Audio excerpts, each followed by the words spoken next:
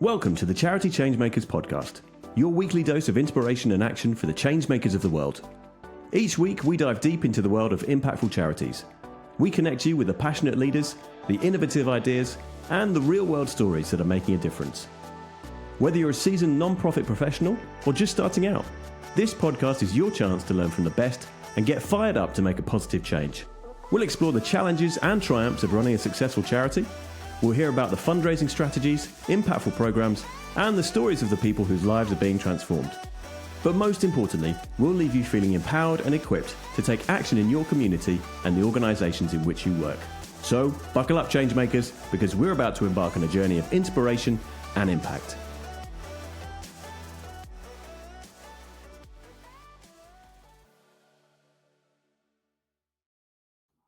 Today on the Charity Changemakers podcast, we're joined by Don Esson, who's the Director of Partnerships and Development at Spurgeons UK. Don shares with us his really interesting career journey, having started in the commercial sector, transitioned into youth work, which then led into working within international development, and then his role with Spurgeons today. There's a really interesting journey here from working in the front line right through to senior roles within the charity sector. We spent some time talking about the importance of qualifications and investing in yourself, as well as thinking about how you manage a remote team and instill a positive working culture into smaller teams as well as the whole of the organisation. I think this is a really interesting conversation. Lots of nuggets of stuff that you'll take away. Look out for the 15-minute egg timer, which I think is going to be a bit of a revelation to many of us. Plenty that I could say at this stage, but no more from me. Let's get on and meet our changemaker. Really pleased to welcome Don along to the Charity Changemakers podcast today. Don, thanks for being here. Adam, thank you so much for having me. It's nice to be here. Yeah, good. And how are you doing today? All well? All is well today. Usual work from home morning, but yeah, all is well. Yeah, perfect. Great. Well, I appreciate you making time to come and to share with us. With all of these podcasts, what we like to do is kick off with some quick fire questions for opportunity for those that are listening to get to know you a little bit better. So so tell me, where's the most interesting place you've ever visited? The most interesting place, I think in 2014, in a previous role, I visited Addis Ababa in Ethiopia, and it changed the trajectory of my life and career after that trip. So that's the most interesting place I've ever been.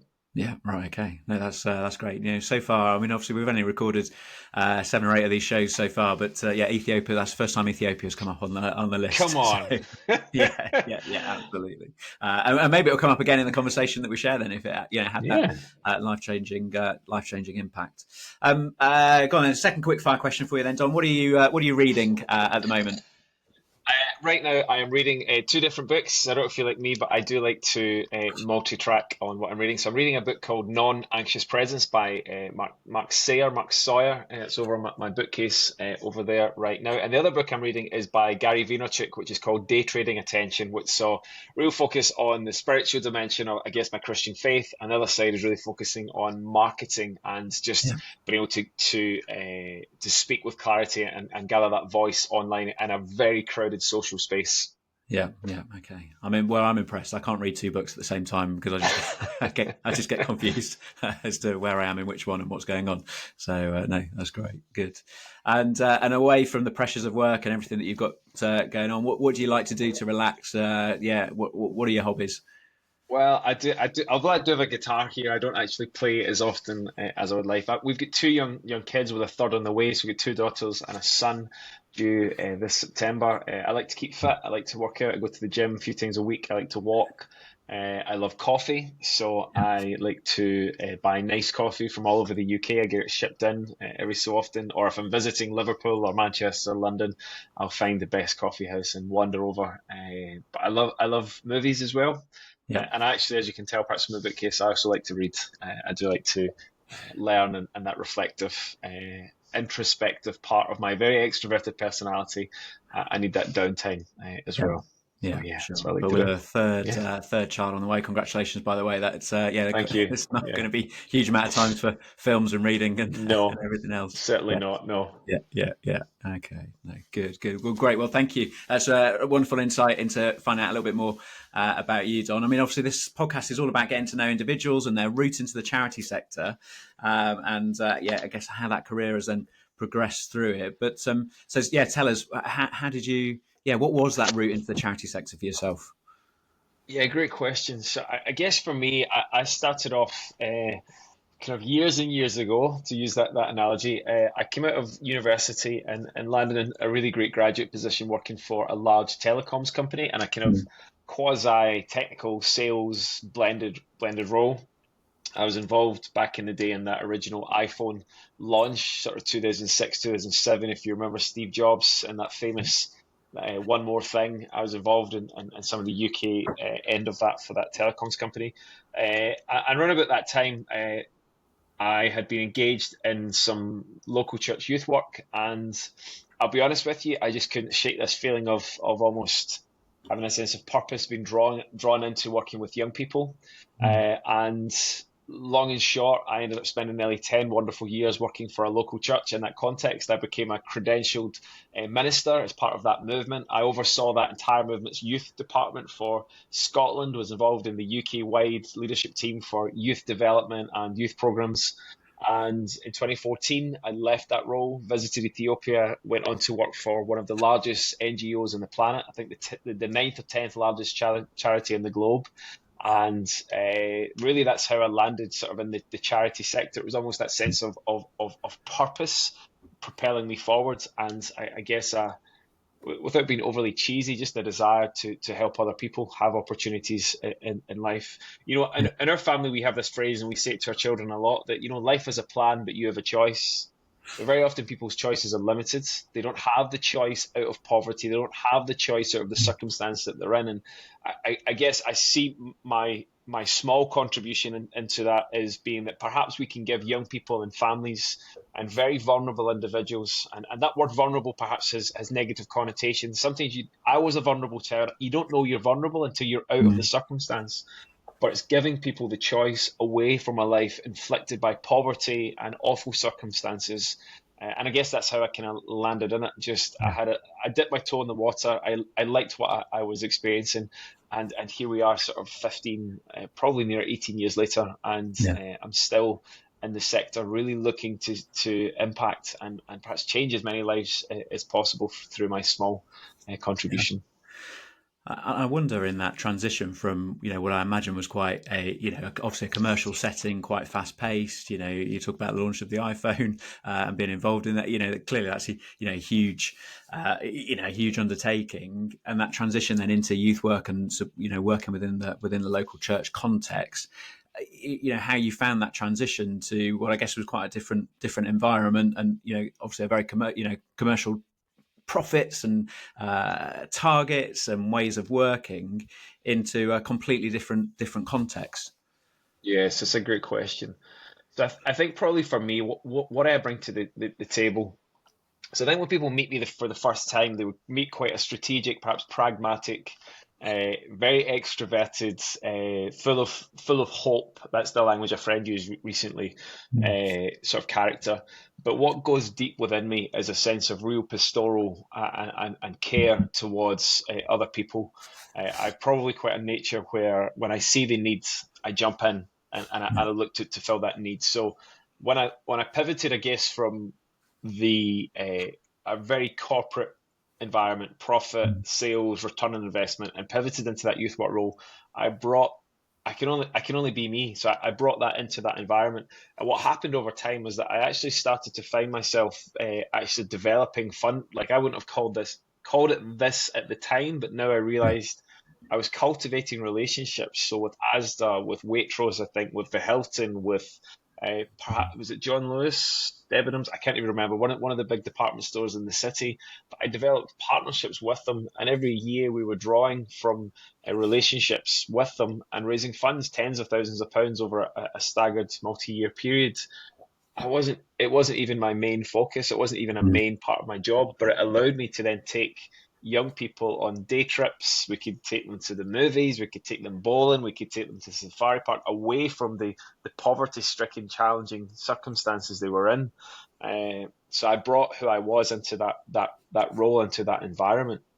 I guess I realized over time that you can only be who you are. And you know this in the recruitment kind of field, that it's not just about the right role, it's about the right candidate for the right role. But the right role for the right candidate has got to be like a blend. And I think that for me is why I've loved the charity sector, and particularly what I would call it the for-purpose sector, and not necessarily the charity sector, because I want my life's purpose to actually have meaningful output. So perhaps there's the ROI coming through from that corporate background, but I want there to be an impact. I think John Maxwell, famous leader, said this, that very often leaders accept what's good at the cost of what's best. And I think sometimes my own approach has been that I'll ask those tough questions and say, actually, is this best? Are we approaching this or is it just what feels good to us right now? Let's step back for a moment and consider our overarching mission. And I guess I'm kind of good at that, keeping the team on track. And I was good at it in a youth work setting. So we grew from 0 young people to 10 young people to 20 young people to 30 to hundreds of young people engaged in multiple skills across the city over a sort of 7, 8, 9 year period, in that kind of front of the line role, and then maybe sort of 2 years in a more of a back end supportive capacity. But you just bring who you are to wherever you go. That's what you bring. Yeah, and obviously in a role like that, you've got that clearly that frontline beneficiary work, the hands-on, being involved in the youth work, the journeying with those individuals, as well as you talk about these key partnerships, the fundraising, the drawing in that support, and I guess within all of that, bringing a church congregation with you as well. And so, how did you find that? I guess. You got your fingers in everything, right? When you're there and leading and being part of a smaller movement in comparison to working in a huge telecommunications company. Yeah, I mean, I guess you do. You've got to bring, again, you bring all of yourself to it as well. I think what probably helped me for context. So I grew up at what would now in 2024 be defined the Scottish indices of multiple deprivation. I grew up really at the bottom end of that. So there were 4 children living on benefits in a 2-bedroom flat. And I'll be honest, my office is of a decent size here. So I've got a good size office, but the flat that we grew up in wasn't much bigger than this office. So in that environment, there were a few things that really changed the trajectory of my life away from the postcode sort of derived outcomes that would be the cliche of the west coast of Scotland, inner city, working Glasgow context. And it was the care and support of a local church and a youth pastor who actually just gave us stuff about young people. Yeah. And it wasn't a heavy message of what would be defined, I suppose, in some circles as being Bible bashed. Yeah. But this fella just played 5-a-side football a few times a week with some, what I would describe as some scallies off the street. And he just took the time to see the gold in them and prospect it out. And I guess that's what I did. I took a very similar approach. Many of the young people are now parents themselves that we worked with. Some of whom have went on to senior jobs with the government. Some of whom are consultants. Some of whom are in amazing sales and IT roles. Some themselves have went into, I guess, that youth work context. Others are in education. And for me, that's very encouraging to think that I had a small role to play in that.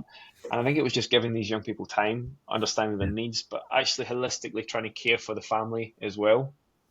I often think in some youth work, children's settings, that the focus is so much on the children that the environment the children are surrounded in is not overlooked, but perhaps is not giving that due. So I guess that's how I approached it. I just, what was done to me, I then done to others. I just cared for them. I just was in their worlds, and I guess just try to really understand the needs. And in 2024, again, contextualized language, it would be mentoring, it would be coaching, it would be youth work, it would be youth development. But at the time, for me, it was just a sense of, we have these youth programs and we think young people can engage. We'll teach them how to play the guitar, we'll teach them how to play the drums, we'll give them public speaking opportunities, we'll give them the ability to communicate, we'll teach them how to regulate their feelings. So I guess that was kind of the approach that we took. And it was very pragmatic, but I think it worked. Yeah, well, pragmatic but highly relational, right? It's about coming in, Yeah, getting yeah, alongside, and 100%. working with, Yeah, and then giving that opportunity to those young people. And I guess what I'm reflecting on as we speak is that the sector as a whole, at that time was giving you opportunities, obviously, to to work in a whole range of different settings, and from that frontline delivery through to, like we talked about, the partnerships. You've mentioned yeah, Ethiopia as another key influence on your yeah, on your life, and something I guess that came next in that journey. So, yeah. is that sort of the next bit of the chapter? Yeah, so great question. So I think back end of 2012, 2013, I hit 30, and I thought, there's only so long that you can be in that frontline youth work role and have that Mm. broader influence with young people. And I was starting to see some of the younger kind of volunteer leaders we were working with. Some were in a stage I thought, actually, I should be looking at what is my next step so that they can then progress in theirs. So I Yeah. guess that's part of my own sort of journey as well, is that I love developing younger leaders and being holistically aware of my own team's development. And beginning of 2014, I made the decision to move on from that role in the local church context, and quite boldly applied for a job working for Compassion. So Mm. Compassion are, for those who are not on the call, Compassion are, I think, the ninth or 10th largest charity on the planet. They have a global income of well over $1 billion, $1.3 billion thereabouts. They are huge. They are behemoth. So I went from this huge telecoms company to this small little local church to now into this massive international context. And Compassion said, hey, you've never really experienced global poverty in the way that we deal with it. We would like you to go on a trip or a field experience opportunity Mm. for a week to Ethiopia. And I was probably quite blasé. Yeah, it'll be fine, it'll be fine. I wasn't quite expecting what was going to hit me when I got on the ground there. And it really then changed the trajectory of the next sort of almost 9 years I was in that role, or at least with that organisation. Yeah. Yeah. So Yeah. yeah, that was a big pivot change. And what was the impact of that of that trip, that field experience, then into the role, then, and talk us through the role that you took on at Compassion and what that looked like. Yeah, great question. So I think what I experienced in that trip in Ethiopia was that although I thought I knew poverty, Mm. that that wasn't poverty. Poverty that exists on a global scale is not the same as the poverty that exists in the UK here. And that's not to take away from the challenges that young people and families face every single day at home, but the context is entirely different. You walk through communities, and I remember on that trip in particular, one family invited us into their home, and their home was the extension of a public toilet. So imagine, Mm. if you will, a public toilet with uh, one toilet, no sink, no soap, just a toilet. Yeah. And by toilet, I mean a hole in the ground. So let me give you that context. And there was an extension at the side. An extension was made of a tarpaulin. You couldn't even call it a tent. And that's where this family, this lady lived. And she's a mother, I think, of 3 kids, if I remember correctly. And in Ethiopia, coffee is a big thing. So when Mm. you visit someone's home, they have a coffee ceremony. So she made coffee, and there was fresh popcorn. So that's some of the produce from Ethiopia, is corn and coffee. And this woman was very and our family were very hospitable and open and caring, and just they were so privileged to have us in our homes. But it almost felt like we were the privileged ones, that this lady had Yeah. had opened up what little she had, and opened up to hers. That lady's child, I think her eldest child, was part of Compassion's global child development program, and was Mm. sponsored, I think, by a family in the US. And just an incredible family, and just so full of hope. Yeah. It's the bizarrest thing, this juxtaposition of pain and poverty and just awful Mm. circumstances, and yet this flicker that was just there the whole time of hope. And I asked the little kids, I said, what do you want to be? And I can't remember if it was a long time ago, was it the little boy or one of the family, what do you want to be? I want to be an architect. It was like Yeah. this huge dream. Didn't want to be an influencer, didn't want to be the next Logan Paul, didn't want to be the next Mr. Beast, or any of these guys. It was, I want to be an architect. And this was this huge dream. And there was just something within me that just clicked. If Yeah. I can find another sponsor for one of these kids in the UK that is another life that is going to be transformed, and that was it. That was just it was just a game changer for me, Yeah. kind of at that point. And so my role at Compassion, I started off as a regional partnerships manager over Scotland. It was a temporary role for a year, and I really made it work. I was then made partnerships director over Scotland and the north of England. So I took on a team of another 3 or 4 partnerships managers who reported into me. And over time, I became the head of partnerships, so oversaw a larger team. I think eventually the team swole to about 12 or 14, I can't remember exactly. And I sat on a broader leadership team across the whole of the UK. So for all engagement with high net worth individuals and with churches and with communities. And through that time, we saw tens of thousands of children sponsored. And to give you context, Compassion's model is incredibly mature. So I reckon contextually in the region of 34, 35,000 children in that context, which is probably worth lifetime value about 250 to 300 million UK pounds. And it's so simple, one life at a time. And that's how I got into it. So my journey with Compassion just matured, and I was just blown away by the context of community and local church, but the power of one person making one decision in the UK to help someone else. It doesn't seem like much, but actually it was incredibly and profoundly impactful. Yeah. As I said earlier, we've not recorded huge amounts of these podcasts so far, but 7 or 8 of them, there's people that we've spoken to already.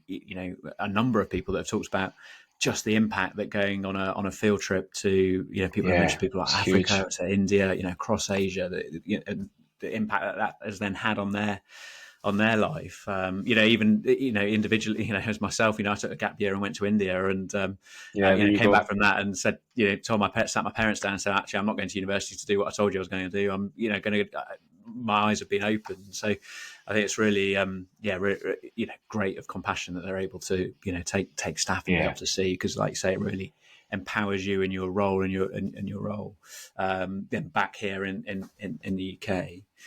I mean, you talk about this sort of regional director role, and I guess that you begin to be managing people across different places, and managing within a massive organisation. I guess I'm interested in your approach to leadership and management of teams that are spread across different areas. Obviously, with that one aim that you talked about encouraging people to give and to come to support Compassion, but about how you instill that culture and that positive ways of working across a team that's spread not just across Scotland, but obviously north of England, and obviously in an organisation working globally. Yeah, so I mean, I think this is something I've carried through from Compassion right through to where I am now. But kind of a bit of an ethos that I have is there's 2 things. I think trust is a core competency of any leader. I think a lot of leaders, and my output is always on the return on investment. Is this the best thing? Are we doing what's best for these children? Are we stewarding our donors well? Are we doing the best for the organisation? Are we representing our trustees and our board the best that we can? However, core competency and how we approach that output, that's what we want to achieve, but how we approach that is that trust is a core competency. So one of the things that I perhaps don't verbalise to my team directly, but I model, is that I trust you until there's reason not to. It's not the other way around. And what I mean by that is that in a flexible remote environment where everyone like me works from home, I'm in and out of London sort of every week. I've travelled down tomorrow for the day. But the context is, I'll ask you to do a job, or we'll agree frameworks and I guess outcomes together. But I trust you to do it until I have reason not to. And that's not me looking for them to fail, but actually it should be to empower them. Daniel Pink says that people need 3 things to thrive in the role. It's autonomy, it's mastery and control of their working environment. But what comes alongside that for me is then clarity. So I trust you to do your job. Imagine a little bit of a Venn diagram. I give you clarity on what the outcomes are. And in the middle is where we both live, that we're working together. And I think a lot of people leave jobs because there's not enough clarity and there's not enough trust. I think increasingly, like I'm a millennial, I'm 40, but I'm at that older edge of being a millennial. But millennials and Gen Z, we have choice. The internet has decentralized power. And I think that for some leaders that perhaps are in that Gen X or still in that boomer stage, struggle to connect with the fact that millennials will say, well, actually, I can go on Nike's website and I can flip 20 pairs of Nikes on Vinted and make my salary in one day, my month's salary in one day, flipping 20 sets of Nikes. that decentralization of power and spreading out of knowledge has changed the game. So I think when it comes to leadership, actually bringing that sense of I trust you, I believe in you, and then putting the tools and resources in people's hands. So Gallup, who many of your listeners will know, Gallup are this global organization who perform hundreds of thousands of employee surveys every year. And one of the key questions they ask is, do you have the tools and resources to do your job every single day? And most employees who score high on that are more likely to stay with their employee longer, be more fulfilled in their job, and actually the outcomes they produce align far better with the organizational goals. But it doesn't often happen, putting those tools in people's hands. Yeah. My last thing that I would say is that I also have this ethos where I say that if you want the best for your people, you need to want the best for them, holistically for them. Was it just a big birthday? Did you celebrate it? Did you send them a gift? Has there been a bereavement in a family? Do you need to be flexible around your working practices just for a few weeks to allow that sort of challenge in life? Life is a bit like an accordion, isn't it? There are moments that we're all really stretched and moments where we actually have a lot more time on our hands. So working parents who are perhaps part-time or the school holidays have hit or COVID has hit, like I think being flexible with your employees is a two-way thing. It's like a seesaw. So we do flexible working, but actually we go back and forth, and we really want to make this a huge win for you. And a case study that's just coming out from Harvard Business Review, if it's not been published yet, it's in the production process right now. There was a tech entrepreneur, I think somewhere in Nevada, and he reduced his salary to £70,000 per year and made the minimum salary across an organization was not pounds but dollars, $70,000. And everyone said, you're going to go bust, people are going to leave, Employee turnover has reduced by 70%, profits have went up by 300% because he wanted the best for his employees, and in return they wanted to give the best back to the employer. It's a mutually beneficial relationship. It should be symbiotic, not parasitic, which it can be sometimes. So I probably bring quite a well-rounded, pragmatic but pastoral heart to how I look at leadership. Always putting the big picture first, but that big picture for me also includes your people and taking them with you. So I did say that was going to be my last thing. This is my last thing. I also make it really hard to get onto my team. Recruitment is hard. Interviews are hard, but if you're in, you're in. I only want the best, and I know what I'm looking for in roles, and we bring everyone in. Sorry, I probably went over time a little bit. No, that's absolutely fine. But there's huge amounts within that, Don. Really good stuff to unpack. But I guess my overarching conversation in that, or question, I guess, within all of that you've said, is about how have you developed your leadership style whilst within the sector? How is it, have organisations invested in you? How is it that you've gone through that continual professional development to get to where you are now? And I guess that's when we'll begin to unpack some of those different things that you've just talked about. Yeah. But good question. So I think leadership or personal or professional development, however you define it, I think everybody has their own responsibility. So I think sometimes employees, so for those of you who are listening on the call looking to develop your career, it's not always on you to be told where you should develop. Sometimes you can offer up, say, hey boss, or hey manager, or whatever they're called.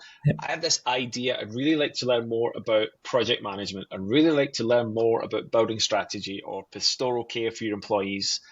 And I guess I just took the initiative sort of 2019, 2020, just before the pandemic. I was starting to sense my role at Compassion in particular. I'd hit a ceiling. I had nowhere else to go. I'd achieved a lot that I could achieve. So I just took a punt and I put myself forward to go into the MBA program at a business school here in Glasgow at Strathclyde University. It's one of the best business schools in the UK.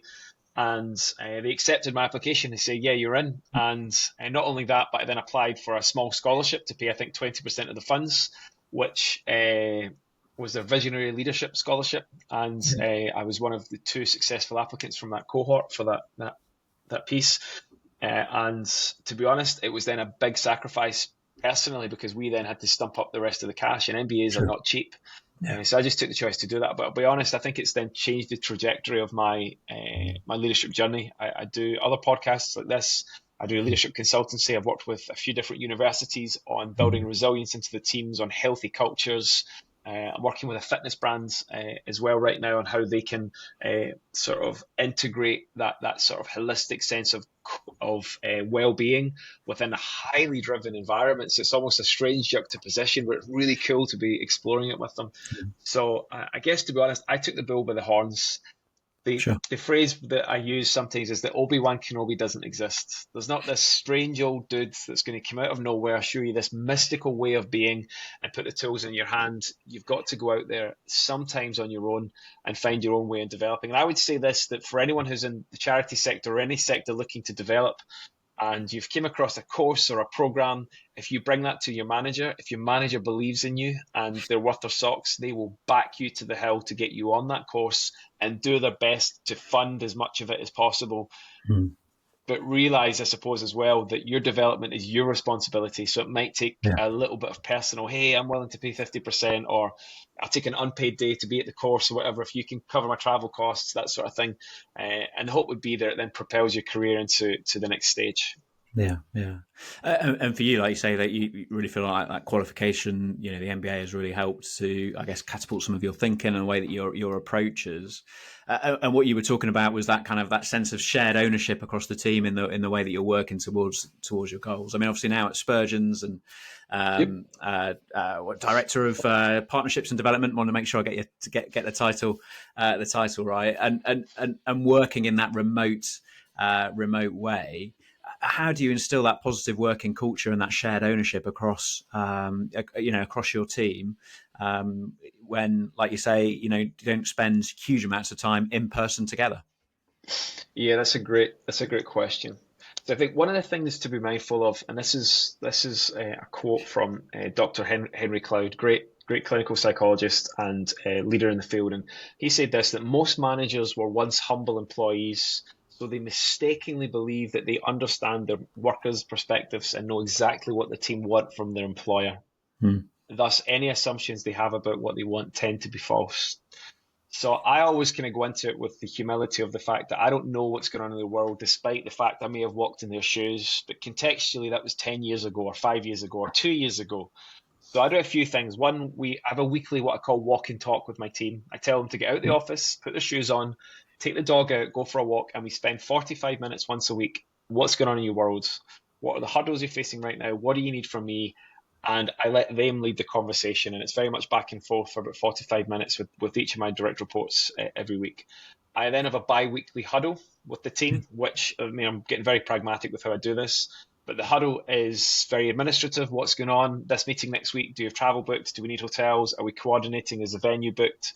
Very administrative focus, but that takes place irrespective of who can meet it. We meet together in person once a month, and we've committed to doing that. And we do our best to try and work any holidays or time off around that. We'll move it if we need to, because it's so important that we're together in the room once a month, because without that, things get missed. I don't believe you can entirely build culture remotely. You can build some, but not all. And it's a hybrid approach and flexible kind of way of approaching it. And then we'll have as many ad hoc meetings as appropriate. We have a WhatsApp group. I said I like coffee, so I do little really dumb coffee art pictures, and the team laugh at how bad I am at it. But we do that. I think, circling back for a moment to trust is built on vulnerability. And the ethos I take is that the leader goes first. So I will tell the team, I've been given XYZ project. X and Y are fine, but I really need help with Z. I'm not the expert in the room on that. Can you please help me? I need your input. It's invaluable. And I actually listen to what they have to say. I really take it on board, and I'll pivot if I need to. And I think it's one of the things that I've learned over time is that if I want to be heard, I've got to get better at listening as well. So I try and build in that time to be together on very pragmatic things, but together on the fun things as well. And when we are together, we try and make most of the opportunity. So we'll have a 90-minute lunch. We'll have lunch together, and then the last 30 minutes, we'll all break off in groups with people we've not spent much time with. And again, we'll just go for a walk, and we'll spend time together. What's going on in your world? How's that project progressing? And we try and manufacture those water cooler moments, so to speak, that you can't get at home. So I guess that's probably some of the things that I probably quite practically bring to the team. Yeah, and building those opportunities for because I think trust comes from building relationship, right, and getting to know one another and working together. And what have the changes looked like? So, being with Spurgeons for a couple of years, you talked about recruit. I mean, I'm always interested in recruitment and what that's looked like. But particularly when you're recruiting into a team that's changing and growing and an organisation that's evolving, and about how you attract talent into your organisation and then put them through, a robust process. Because, like you say, you want to make your interviews difficult because you want to get the best people. So I'd be interested to know what that's kind of looked like and felt like over the last couple of years. Yeah, so I think it begins with a sense of what is it you want from the job. So what is the output? And then what are the characteristics of the individual that you want? So the why for Spurgeons is obvious. Why do we exist? Because we want to help the whole family and the whole circumstance and the whole of the community get the support that they need based on a few frameworks of how we operate around mental health and SEND needs and domestic violence, and we do prisons work. So all of that together. So it's very broad marketing sort of pitch for a moment there.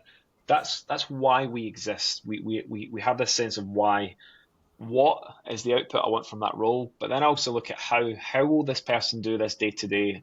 So I work hard. We have an amazing talent acquisition specialist within the team. She's really gifted.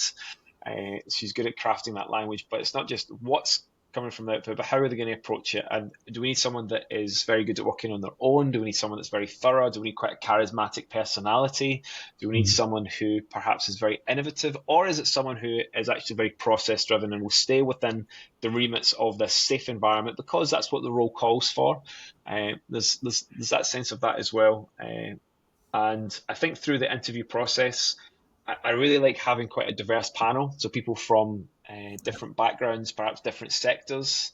I look for people who are different from me. I'm very extroverted personality. I'm obviously from Scotland, come from a kind of Scottish traveller gypsy heritage as well. So my background has a degree of diversity in it in the larger UK context. But then bringing that in the room, and it's that sense of actually, are we really asking the right questions? What is it we need from this role? Now let's ask the questions that draw that out.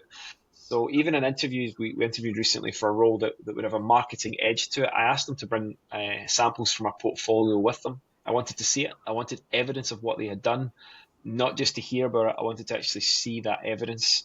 And I'm not quite like the fella from The Apprentice who then goes on and researches individuals. But if they tell me how much money they have raised, I'll actually go back through the annual reports of that charity and look to see the increase year on year. And I'm not looking for pounds and pence exactly, but broad strokes, I can see you've progressed. This individual has got the goods to bring to the role. Yes, absolutely. And have you found, because I guess there's been that transition with Spurgeons, when we were working with Spurgeons a few years ago, a bit more office based in the way that they work, to that now work in a more remote sense, or I guess, or it'd be interesting to hear what that kind of looks like in a post pandemic world now, whether that's continued, but whether that's helped in that being able to bring talent forward from a wider pool of candidates. Yeah, so I think it really has from a Spurgeon's perspective. So I know that when I was recruited, one of the members of staff based south of London did question, why are you bringing this chap in from Scotland? Does he really have what we need to move things forward? So I was probably the first of that broader pool of candidates, but we've brought multiple individuals in from the Northeast. Actually, just one of my team. I've not even met the individual, but I believe there's someone in the Glasgow area we've just brought in. So I've not even met this individual yet, but she's in one of our teams. She starts, I believe, in August. There's individuals across the north of England, sort of Wigan, Manchester area, out into Wales, but actually it's broadened the talent pool. And I think in 2024, charities that are focused on, you must be London-based, you must be Coventry-based, you must be, for local charities that have a footprint in that area, that's probably the right call. But I think for charities that have a more national mandate on where they want to grow, I think you're really limiting that talent pool to what you against what you really want. So I guess it's that sense of what's more important to you. Is the method of being office-based more important, or is the mission of seeing as many children and families engaged with your service or pets or whatever the charity is? What is more important to you? And I think it's probably deciding. So for Spurgeons, we've been very fortunate, great talent base, brought in some amazing individuals, but it is that purposeful sense of building community and culture that comes alongside with it. So today we have an all-hands staff call. It's Charles Spurgeon's birthday today, or 60 odd years ago is his birthday. So we have an all-hands staff call today, the day that we're recording this. And it's just building that sense of togetherness, and we're all part of this. We're all one team. We're all one colleague base. And we all have a bit of a joint sense of mission, and then just really highlighting some of the wins. And next year we're having our biannual Spurgeons Day, where we have a full day together. Every member of staff will be there in the room, in person, and it's a huge investment into our culture, but actually it pays long-term dividends into that healthy working environment. Yeah, that's lovely. And in the time that you've been there, I mean, obviously, we've not really talked a huge amount about Spurgeons as an organisation and what they do. I mean, in the time that you've been there over the last couple of years, has there been, new pieces of work that you've been involved in, new innovative or creative or different ways of outreaching? And because from what I know as an organisation, it's there's been a relative amount of change and new projects and lots of exciting things that have been going on. Yeah, so let me focus a little bit on fundraising for a moment, and I'll touch on some other pieces as well. So within the fundraising team, the board have been very kind, and we've invested heavily in our future growth. So the fundraising team at Spurgeons, because Spurgeons were always quite public sector focused, really the focus was on winning those new commission contracts. But the world has changed essentially, and local authorities no longer have the funds that they used to. The organisation, as a leadership team and for our board, we have a passion around delivering those public sector contracts alongside some of our own work as well, which needs fundraising. So we've done a lot to bring in a lot more digital transformation. So pulling away from Excel documents and things, although sits securely, perhaps didn't allow that sense of data-informed decision-making. So we're bringing in a lot more business analytics. We can see the outcomes. We've done a lot more donor profiling. Who likes Spurgeons? Why do they like us? Why do they want to give to us? We're articulating the return on investment for our fundraising endeavours as well. So not just doing things because we've always done it that way, but actually is that role, is that remit bringing in the income that it should against the industry average? And if it's not, what steps can we take to do it? So we're doing a few things. One, we're diversifying our income streams. Spurgeons historically have never done that. We've deployed the first fundraising strategy in the last 6 months that I believe the organisation hasn't had for around 20 years or so, at least at the level that it exists today. We are looking at growing our supporter base rapidly. We have profiled our donors. We know who they are. We've had some incredible quick wins this past sort of 6 months. We're cultivating our major donor pool for the first time, engaging with high net worth individuals. Again, the first time the organisation has ever done that. So we're taking some broad leaps in quite a short period of time to set us up for that future success and to marry alongside our growth aspirations of what we would define as our own work in terms of our prison family hubs and our church and local authority kind of co-founder ones. Broadly within the organisation, we've just re-won, so business development sits within my remit as well. We've just re-won our contracts that were expiring last year, which is an incredible feat that we got there. So many hours spent, and some of the team have been very diligent and really quite industrious in pulling that off. At a time when local authorities are running out of money, we re-won. Sure. All of it. It's just unbelievable that it happened, and a testament to the great work that's going on. So a lot of change, a lot of brand work going on in the background, new websites being launched, new senior leadership team, new chair of the board, all within the last sort of 2 years. It's been a really full-on sort of microcosm of change for the organisation. And that data-driven approach to fundraising that you begin to talk about there, do you think that comes from your, commercial background or the MBA experience, or is it a mix of, or having worked in a bigger organisation like Compassion, that you're able to take some of that learning and put it into, a smaller, not that Spurgeons is a tiny organisation, but a smaller organisation. Contextually, I get that. So I think so, I think the language that I'm using with our team is that we want to be relationship-led but data-informed. And I think I think the challenge sometimes in the charity sector, I think in every sector, if we're being honest, is sometimes jumping onto the gravy train of what the next great thing is. So, we've got to be data led, we've got to be data led. And I think that is incredibly important. And we do need our data. Data tells a story, it stings. Nancy Duarte is probably one of the leading experts on data analytics and allowing it to tell a story. But as an organization, we're a charity. We're founded upon the principles of charitable outcomes and doing incredibly good work with families. We work with over 30,000 children every single year. And that is powerfully profound. Yeah. So we need to lean on those relationships as well as using the data to drive us as well. I did hear a story of one large organization spent, I think it was a former employee that I rubbed shoulders with, and he told me they'd spent tens of thousands of pounds doing a data analytics exercise on this endeavor to be data informed, and then didn't listen to it anyway, and just used this whole other data set to focus on what they were doing. So we're trying to be relationship led. We're building incredibly strong relationships. I don't want to give away our entire toolkit because it is really starting to work, but we're doubling down on relationship. In a time where AI is taking over the planet, and we love the adaptation of AI, and we're looking and exploring for ways that we can incorporate it safely into our fundraising, and I use that word safely quite strongly. The people element cannot be discounted. It cannot. It's the one thing that makes us different. It's the human element to connect, to explain empathy, and to show compassion and love and kindness and humility and awareness. AI, for all its positives, cannot do that. And you need to hear me. I've got a postgrad diploma in IT. I am a strong proponent for new technologies, and I'm driving this business analytics way of working within our team. Even this morning, I'm driving it forward on a call. Relationship led, data informed. That data helps inform the relationship, not entirely the other way around. Because we've got to be led by our donors. We've got, what do they want? What are they passionate about? Can we connect them with the right cause? And if we're not the right cause, then we say, hey, we'll revisit this in a few months if we line up more with your passions. That's the ethos we're taking.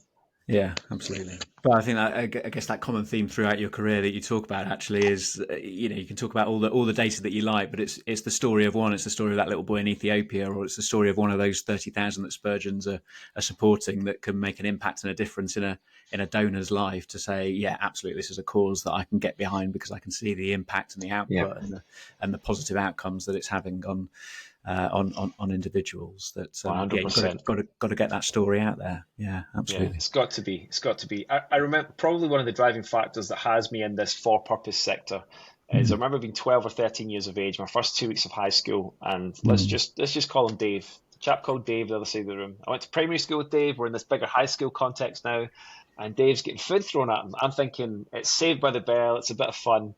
But it goes from food being thrown at Dave over a multi-week period to food being forced in his mouth, to food being jumped on the floor and then being put in his mouth, to the food being put in the bin, then being given to Dave, Dave then being thrown in the bin.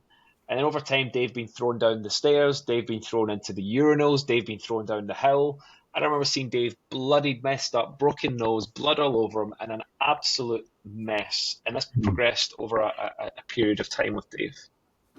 And I remember being the good Christian lad growing up in church. I knew my 10 Commandments. I knew my disciples. I knew the fruits of the Spirit. I knew what I should and shouldn't do. And I was paralyzed with fear, and I didn't act to help Dave. After a few years, Dave went on to another school. I thought, thank you. I'm off the hook. But the bus I took home every single day drove past Dave's house, and every single ruddy well day, there was Dave with his backpack on walking home. I seen him every day. It was like torture for years. You should have done something. You should have done something. You should have done something. When I was about 19 years of age, I met Dave again. Big long hair. Very jealous of that now. Big goatee. He had that kind of gothic rocker kind of look that was the sort of all the rage in the early 2000s. And I just apologized to him. I said, buddy, I really should have spoke up. And he said, you didn't do anything. That wasn't on you. We're good. And, the kind of high five sort of thing you do and whatever. Like, we're still teenagers at the time, really.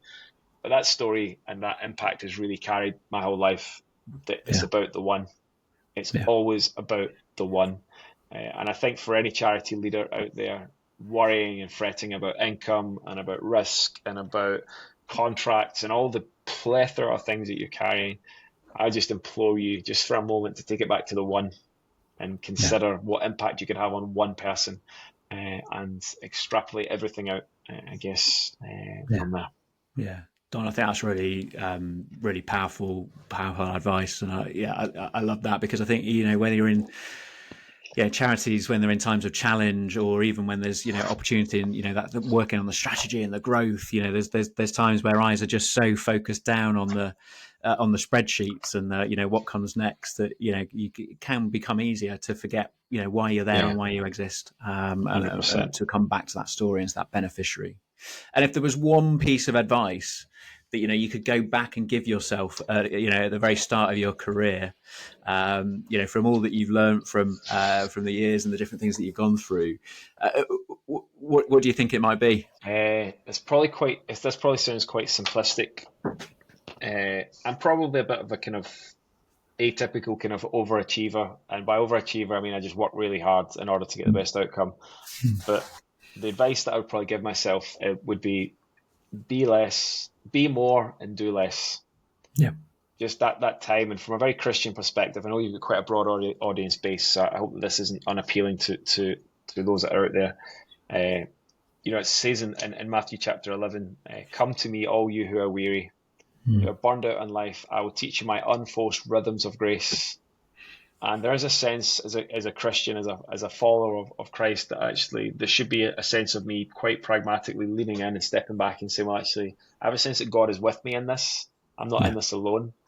But I think as people, as humans, we have this tendency just to do a lot more. So that would be my one piece of advice to myself, just be more, do less. The doing will take care of itself. There's always more to do. But that sense of just taking care of yourself. And recently I heard this, that if you want an output of 10 units, you must put 10 in this week, 10 units in to get 10 units out. Next week, it might take 11 units in to get 10 units out. The following week, it might be 12 units to get 10. And if that keeps extrapolating over time, that's how we that's how we get as leaders to that place of burnout. Yeah. But actually from that place of create margin in your day, I just need to, this is a tough decision. I can't make this.